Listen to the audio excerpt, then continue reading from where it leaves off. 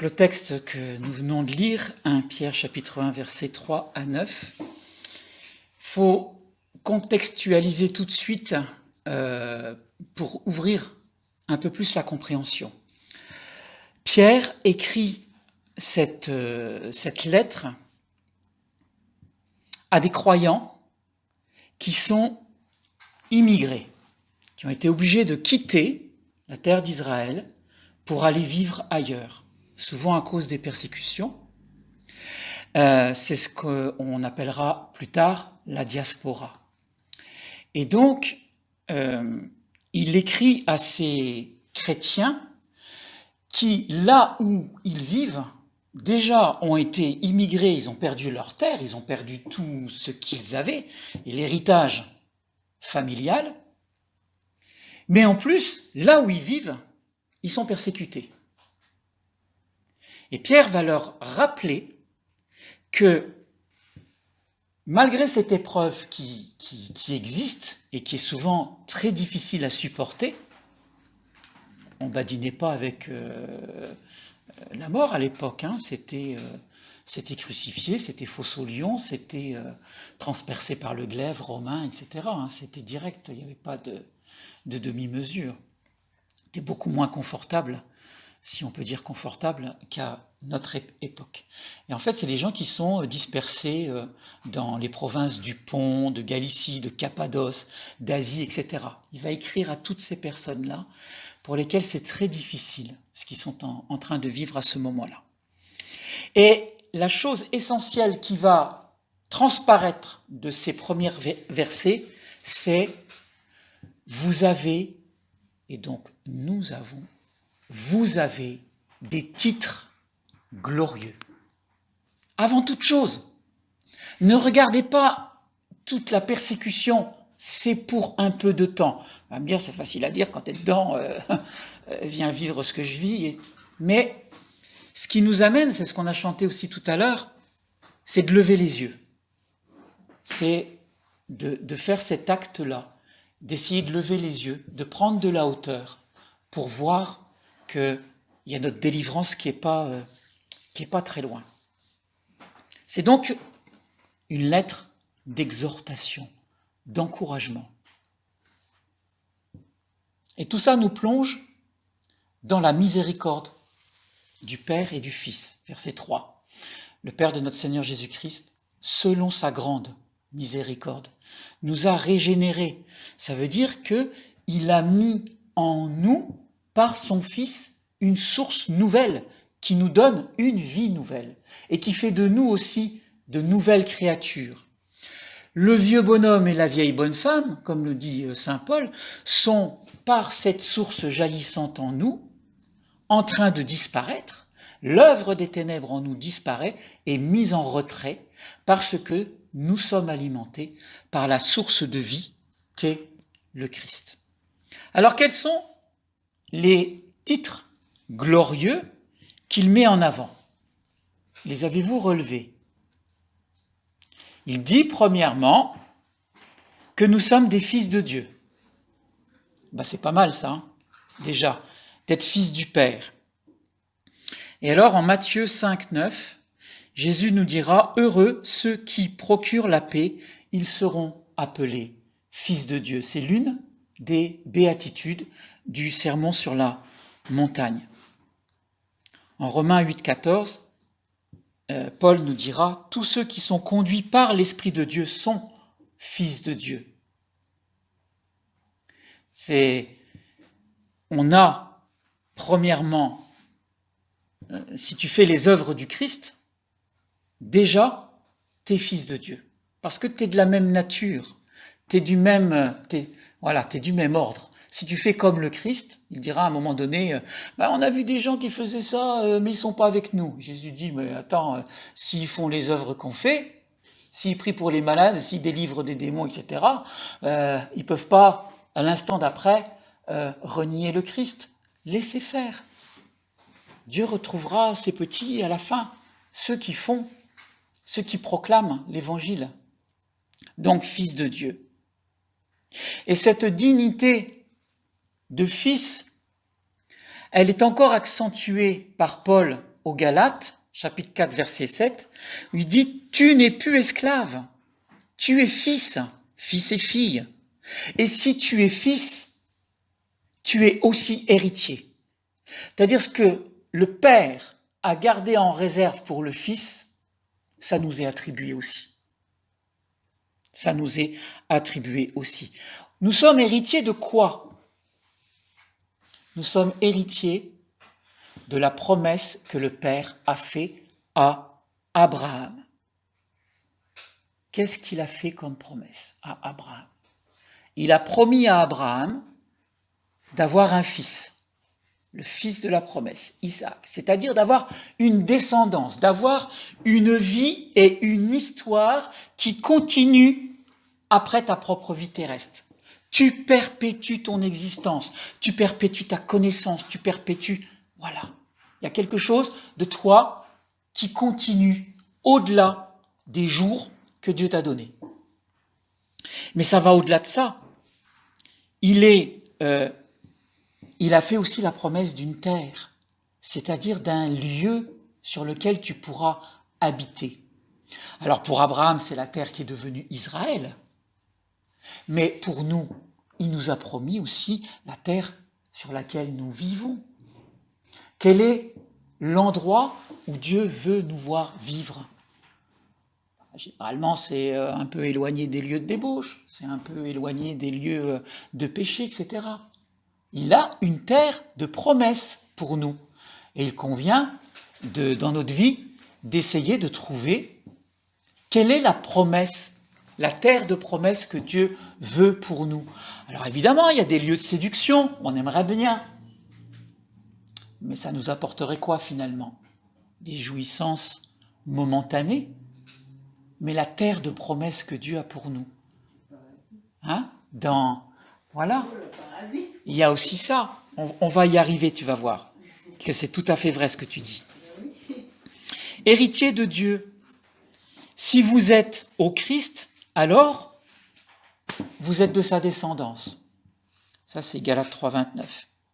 Et vous êtes de la descendance d'Abraham.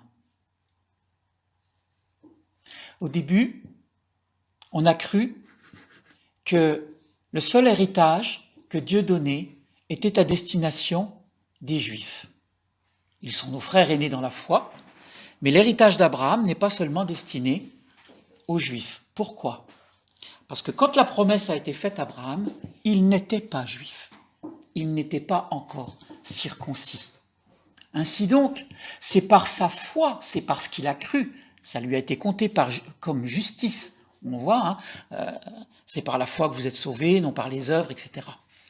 Et la promesse qui a été faite à Abraham de la part de Dieu a été faite au moment où il n'était pas encore circoncis. Donc il n'avait pas en lui le signe de l'alliance qui est rattaché au judaïsme. Et c'est fait volontairement, parce que ça ouvre la grâce à toutes les nations à partir d'Abraham, pour tous ceux qui croient en un Dieu unique. Ainsi donc, ce n'est pas réservé. C'est pour ça que Paul dira, il n'y a plus juif, ni grec, ni la grâce est pour tous. Voilà notre héritage. Nous sommes donc héritiers et nous sommes enfants de Dieu. Et l'Esprit de Dieu rend témoignage en nous que nous sommes ces enfants de Dieu, car il pousse en nous ce gémissement qui va jusqu'au cri et qui nous fait crier « Abba, Père ». Voilà le signe que nous sommes fils et filles du Père, parce que l'Esprit Saint, l'Esprit de Dieu, l'Esprit d'amour qui unit le Père et le Fils, nous pousse en nous à l'appeler Abba, qui est un mot araméen qui veut dire papa. La première lettre de Jean nous dira « Voyez de quel amour Dieu le Père nous a aimés, puisque nous sommes appelés enfants de Dieu, et nous le sommes, dit saint Jean. Et voici pourquoi le monde ne nous connaît pas. C'est toute la différence entre les hommes et les femmes de foi par rapport au monde. C'est que Dieu nous a connus. Et nous avons répondu à cette connaissance de Dieu. C'est la personne qui ne veut pas connaître Dieu, qui décide de ne pas connaître, qui décide de ne pas croire, reste dans le monde et donc dans les œuvres de ténèbres. Parce qu'elle décide, elle fait le choix, c'est le libre arbitre qui nous est donné, elle fait le choix de ne pas se tourner vers Dieu. Je n'en veux pas. À ce moment-là, elle reste dans le monde et dans les ténèbres. Il y a des milliards de personnes sur Terre qui n'ont jamais entendu encore parler du nom de Jésus et du salut. De par la région géographique où ils habitent, allez voir en Inde par exemple. Il y a des contrées d'Inde où on ne parle pas du tout de Jésus. Et pour autant, il y a des millions, des milliards d'hommes et de femmes qui, dans leur cœur, appliquent la loi de Dieu. Ils appliquent le « tu ne tueras pas », « tu ne voleras pas », « tu ne convoiteras pas le bien de ton voisin, ni sa femme, ou son mari ». C'est le Messie, à son retour, qui jugera de la beauté de leur cœur et qui leur donnera le salut. Parce que la loi qu'ils se sont eux-mêmes gravée à l'intérieur de leur cœur crie pour eux et les défend.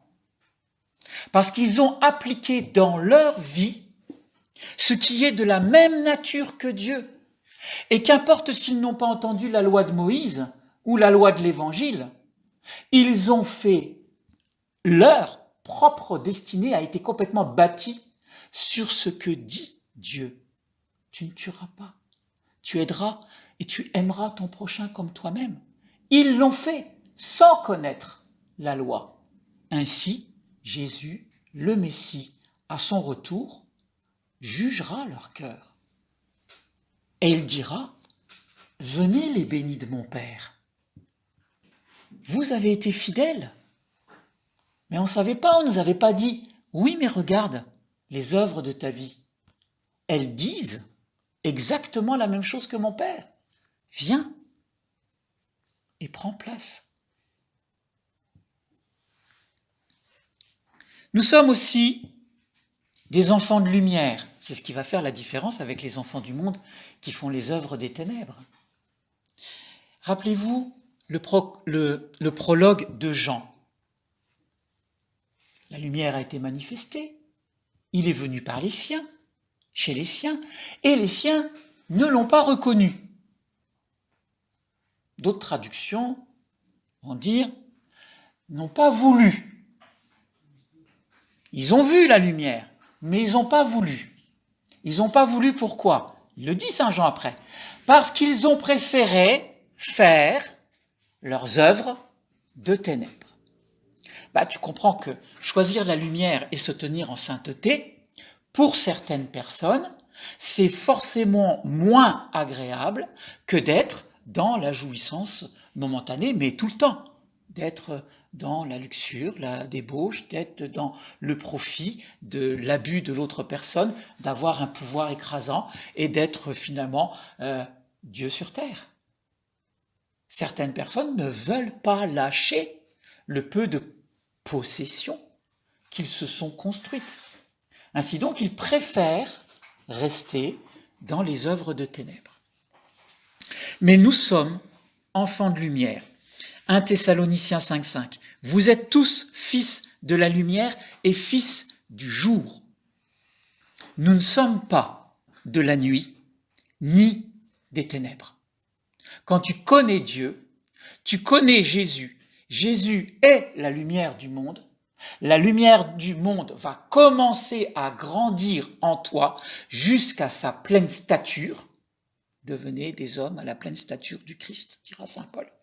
Et cette lumière qui est au début vacillante et que le Christ n'écrasera jamais, elle est vacillante comme ça, et il va arriver à sa pleine stature. C'est l'étoile du matin, l'aurore qui se lève en nous. Au début, c'est tout petit. Et après, tu transparais les œuvres et les dires du Christ à travers ce monde. C'est le rôle qu'avait la ménorah, le chandelier à 7 branches dans le temple. Elle n'était pas faite pour éclairer l'intérieur du temple, elle était faite pour briller vers l'extérieur, pour que la lumière, la ménorah, ça représente Jésus en tant que Messie, pour que la lumière brille dans le monde. C'est pour ça que la ménorah est devenue ensuite le symbole du peuple d'Israël, pour que la parole de Dieu, que la connaissance de Dieu soit brillante à travers le monde, à partir de cette terre-là. Notre foi met la lumière du Christ à disposition dans le monde. On devient des petites lumières de Jésus, des petits chrétiens, des petits Christ à travers le monde, et donc nous éclairons, par la présence de la lumière du Christ en nous, nous éclairons ce monde encore enténébré. Tu disais tout à l'heure, notre citoyenneté, elle n'est pas terrestre. Notre citoyenneté, elle est céleste. Nous savons bien que même si nous venons de parents biologiques, il y a un désir d'appel à la vie plus élevé que celle de nos parents. Et l'Écriture nous fait bien comprendre que nous sommes non nés de la chair, mais nés de Dieu. Il a désiré notre vie. Et la vie qu'il a désirée de nous est chargée d'une mission. Mission à laquelle nous avons adhéré et que nous tentons de réaliser. Dès le sein maternel, je t'ai tissé et je fais de toi un prophète. Ça, c'est la révélation pour Jérémie. Je t'ai tissé dès le sein maternel pour faire de toi un prophète pour les nations. Il y a un plan de Dieu pour chacune de nos vies. Et nous tentons, tant bien que mal, dans ce monde, avec aussi nos œuvres de péché, de réaliser cette mission que Dieu nous confie. Cette citoyenneté céleste fait de nous des pèlerins terrestres. Tout l'intérêt que Jésus dira, je vais vous préparer une place auprès de mon Père. On va y venir. Cette citoyenneté céleste, elle ouvre en nous la source de la vraie joie. On l'a abordé dans la louange, c'est venu par l'esprit comme ça, c'était pas prévu. Je savais pas les chants qui allaient être chantés. Domi, elle a préparé ce matin, c'est ça? Pendant que moi j'étais au travail.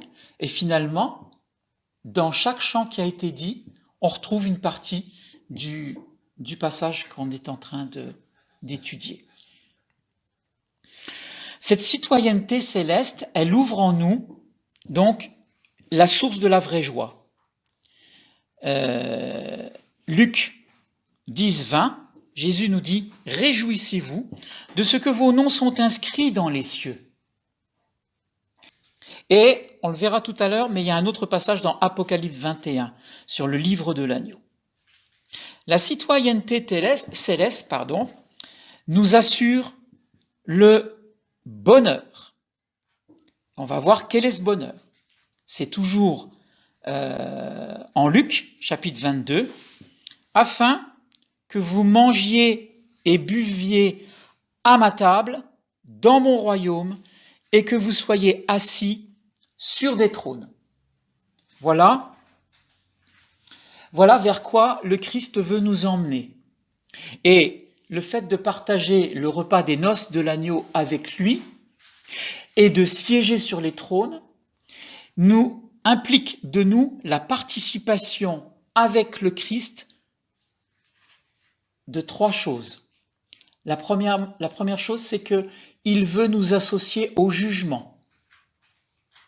pour juger les nations. Il veut nous associer au partage de sa puissance que le Père lui a donnée, et il veut nous associer à sa gloire. Père, toute la gloire que tu m'as donnée, je veux que là où je suis, il soit avec moi, etc. Donc, il n'y a pas de retenue de ce que le Christ possède. Il veut nous ouvrir, il veut nous associer au partage de ces trois choses avec lui. Il nous promet une résidence céleste permanente. Plutôt, à chaque fois qu'il parle de la vie qu'il nous propose, il nous dit « Je suis venu pour vous donner la vie éternelle ». C'est différent de la vie à perpétuité. La perpétuité démarre à une date et n'a pas de fin. La vie éternelle, elle n'a ni début et elle n'a ni fin. Le Dieu d'éternité ne peut pas être limité à un début et à une fin. L'éternité, c'est ça. Donc la vie que Jésus nous propose, elle n'a pas de limite au début et pas de limite à la fin. Donc autant on va vers le millénium, le règne des 1000 ans du Christ, etc. On voit la victoire de Jésus sur la mort, sur le Satan, jeté dans les temps de feu, etc. Tout ça, c'est des choses qui vont venir dans le futur, comme nous le révèle l'Apocalypse. Mais pour que la vie que Jésus nous donne en éternité soit valable, il faut qu'on aille aussi dans l'autre sens. Et donc, il nous sera donné de vivre le premier cri de Dieu sur l'univers, quand il dit « lumière », on va aussi dans l'autre sens. Et on aura la pleine connaissance de tout ce qui se passe en amont et de tout ce qui se passe en aval. C'est une vie éternelle. Elle a ni début, ni fin en limite. On remonte, on va dans toutes les dimensions. C'est incroyable, hein, on ne peut pas imaginer comme ça pour l'instant, il faut que ça soit révélé. Il nous promet une résidence permanente. Jean 14, 2, il y a beaucoup de demeures dans la maison du Père, je vais vous préparer une place. Il faut se mettre avec une oreille juive. Quand Jésus dit « je vais vous préparer une place » et quand on vit dans le peuple juif, on comprend tout de suite, t'auras pas une tente ou une cabane provisoire comme une soukha, comme la fête des Soukotes, où tu fais une cabane de branchage dans le désert, une petite cabane provisoire juste pour te couvrir la tête, où c'est à peine ouvert, où c'est tout branquibranlant. Non, le Christ est en train de dire, je suis en train de te préparer une demeure en dur, en fiable, quelque chose de solide, quelque chose de confortable, quelque chose qui est pérenne. Ça n'a rien à voir avec l'insécurité que tu vivais au désert, où il fallait que tu bouges tout le temps pour avoir un nouvel abri. Parce que tes branchages, avec le vent, avec le sable, avec tout ça, ça ne tenait pas la route. Ce que le Christ propose, c'est quelque chose qui dure, qui est solide et qui nous apporte le confort et la sécurité. Ce n'est pas une place éphémère. Et dans cette permanence-là, il veut nous faire comprendre qu'elle est remplie de sa paix, de son amour et de sa communion permanente dont il partage avec le Père et l'Esprit. On rentre dans cette permanence de communion avec le Père et avec l'Esprit. C'est ça dont est fait la demeure que le Christ veut nous préparer. Il nous offre, 4e point, une espérance impérissable. Notre cité est dans les cieux, l'en haut, le pèlerinage sur l'en bas et la vie céleste vers l'en haut. Levez les yeux, regarde d'où vient le salut, d'où vient la délivrance. Où est ta véritable patrie ? Nous on dit, moi je suis né en France, je suis français. Oui, puis chacun pourra l'appliquer pour sa propre vie biologique. Mais si tu es né de Dieu, ta véritable patrie, qu'est-ce qu'elle chante, la petite Thérèse? Ta face est ma seule patrie. C'est dans ton visage, Jésus, que je me reconnais. C'est de toi que je nais. C'est de toi que je vis. C'est de toi que j'attends tout et je reçois tout. Bonheur, amour, etc. La petite Thérèse, elle avait compris ça. Et voilà ta face, ma seule patrie. Tout ce qui sort de toi, je veux que ça. Et bien d'autres saints ont compris ça. Et beaucoup qu'on n'a pas encore connu. Il nous fournit un héritage glorieux, un héritage qui ne peut se corrompre. C'est notre verset 4. Un héritage qui ne peut se corrompre ni se flétrir. Alors, ni se corrompre, ni se flétrir, car c'est un héritage qui vient de Dieu lui-même. Et il n'y a aucune corruption, aucune dégradation en Dieu. Il est le même hier, aujourd'hui et demain. Donc tout ce qui sort de Dieu est permanent.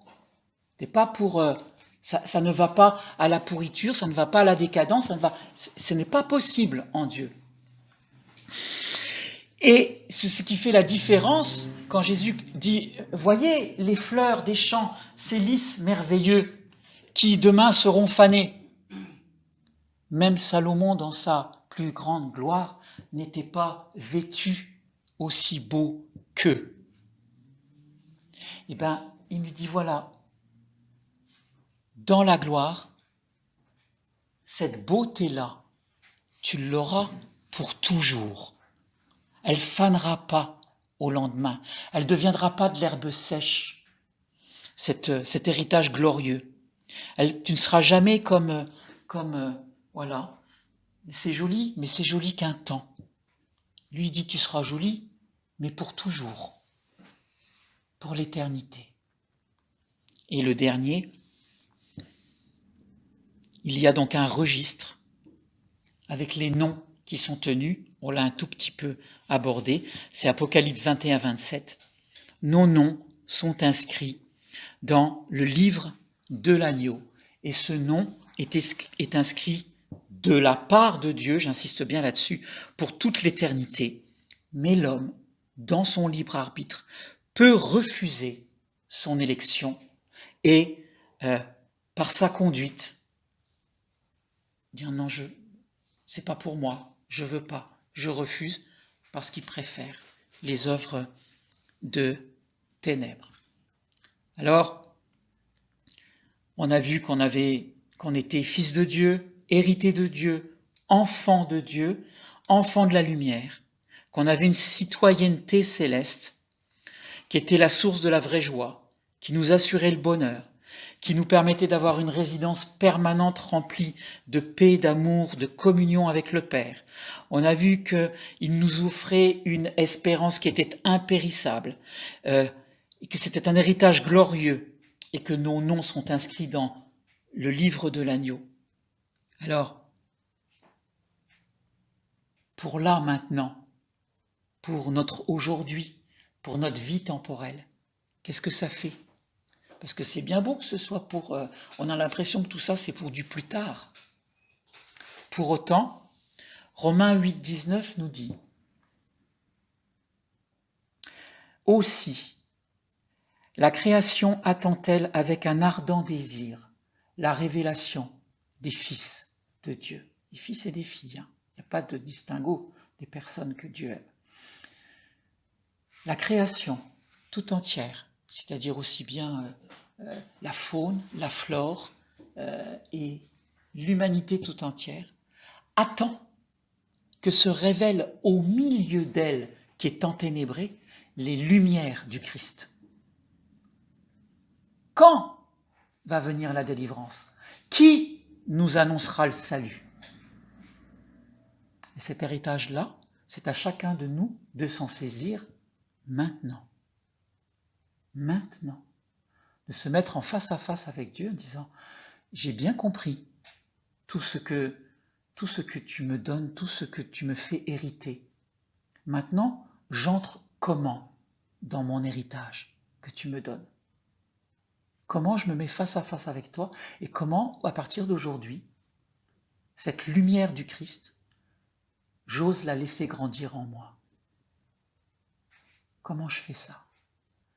Ça, c'est à chacun de se mettre en face à face avec Dieu, en moment d'intimité, et de lui dire, vas-y maintenant, ok, j'ai compris, je vois que c'est que tu veux m'emmener. Tu m'en dis plus, parce que je veux rentrer dans cette voie-là. Et je comprends que le monde d'aujourd'hui dans lequel tu m'as fait vivre, dans lequel tu m'as appelé à vivre, je comprends que tu attends de moi une mission que je réalise pour être en parfait accord avec toi et rentrer dans ta volonté. Dis-moi ta volonté. Père, que ta volonté soit faite sur terre comme au ciel, mais à travers ma vie. Montre-moi, dis-moi comment je suis aligné avec toi, comment je peux faire, comment je peux être. C'est surtout ça le plus important. Comment je peux être avec toi. Amen.